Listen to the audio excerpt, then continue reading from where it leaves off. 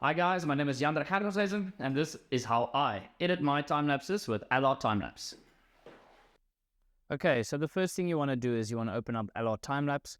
Within LR Timelapse, on the left-hand side, it will give you all the volumes, and this is where you need to go and find where your time lapse, all the photos that you want compiled into a time lapse, is hiding. So for this specific one, I'm going to use this Shawnee Dune time lapse. Once you click on it, LR Timelapse will automatically load all of these photos in order. So make sure that they are in order, and it will have a little preview waiting for you here before you start. Once LR Timelapse have loaded the previews for you here, as you can see, it's giving you every single photo as well as the settings. You can select your keyframes. Now, keyframes is what's going to decide how many changes are going to be made according to how many keyframes you have chosen. A lot of times I like to use, for instance, for here where you can see there's not a lot of change. There's not a lot of change in color. It's basically a very, very still movement with just a little bit of movement up in the sky over there, which means that I don't need to have many keyframes. If this was a sunrise to sunset, or even with clouds where you have different exposures running through a time lapse, I would then have a different amount of keyframes. But for this specific one, I would like to only edit one keyframe in order to keep that one keyframe right through to the end. So one keyframe, press save. This is a very easy workflow. Press save, drag it to Lightroom. Once you have it in Lightroom, you can now see all your photographs here. Now, the most important thing is, the first thing you want to do is you want to select all, and you want to read the metadata from the files.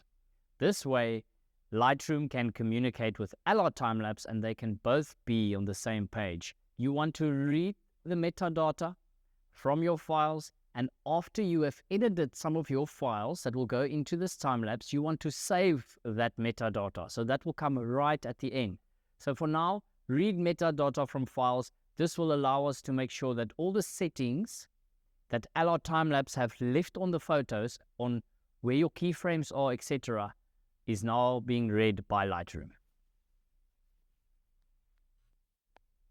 Once you have uploaded all your photographs and you have read the metadata, you now want to go to the top right.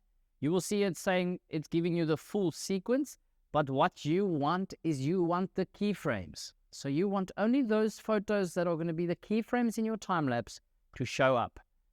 In this case, it's only one. So what we're going to do is we are going to now edit this photo, and LR Timelapse will read the data from this photo and it will distribute it equally over the time lapse to the other photos. So I don't want much editing on these photos. I like the color and the bit of glow that's on here already, but one thing I would want to do is I would definitely want to denoise it a bit, because this was taken at night. I want to denoise it a bit just to make it a bit smoother. You can obviously add a bit of highlights just to let the stars stand out a bit more, and a bit of exposure. You can do a lot more editing, as you know, but for this instance, this is perfectly fine. All right, so you're going to go back to your library and you are going to sync.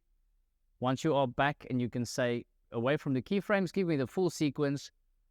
You want to make sure that this edit is now saved. So you're going to go to metadata and you're going to say save metadata to all files. Now, all the changes that you have made, especially to the keyframe, is now going to be saved to this sequence of photographs. And from here, we're going to go back to LR Timelapse.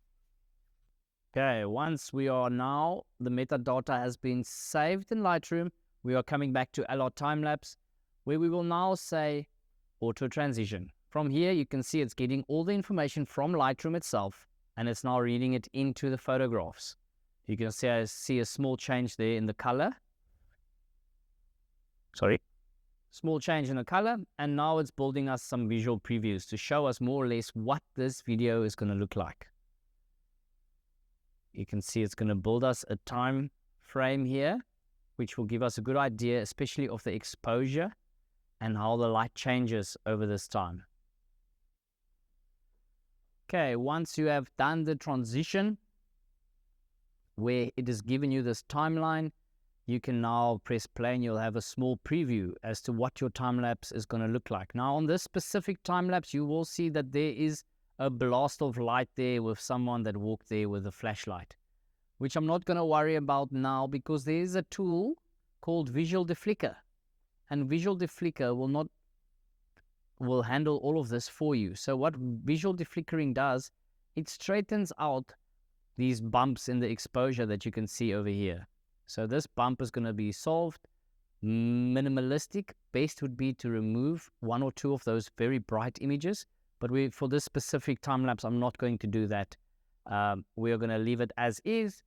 And once you've done the visual deflickering, it's now going to load here as well.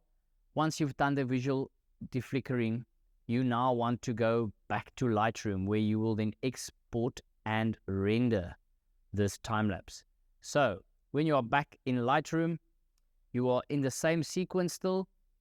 You select all and you say read metadata from files. What Lightroom is going to do now is all those changes that you've done to the time lapse, it will now take and it is going to read the information in the photos as to where they lie, as well as your keyframes and as well as that light blast that we had over there. So once the metadata is done, we are in the final steps of rendering this time lapse. Okay, so once you have read all the metadata from your files, you want to select all and you want to export. Okay, once you open up the export, sometimes it throws you out to your normal export plugin, but you need to make sure that you are at the LR Timelapse plugin. It's going to give you some information as to how it wants to export your time lapse, and it will now render every single photograph and send it back to LR Timelapse. So once you export over here, it will prepare for export. Once it's done exporting every single file that you have in here, so the 200 photographs, you will receive a pop-up window on LR Timelapse, which will allow you to do the final render for your time lapse. Okay, then once all your photos have been exported, you will receive this pop-up window in LR Timelapse, and you can now decide how you want it exported, 4K, or whether you want to make it slower, or 50 frames a second if you like. So now you can go and you can decide the final outcome of your time lapse, and you can say render video.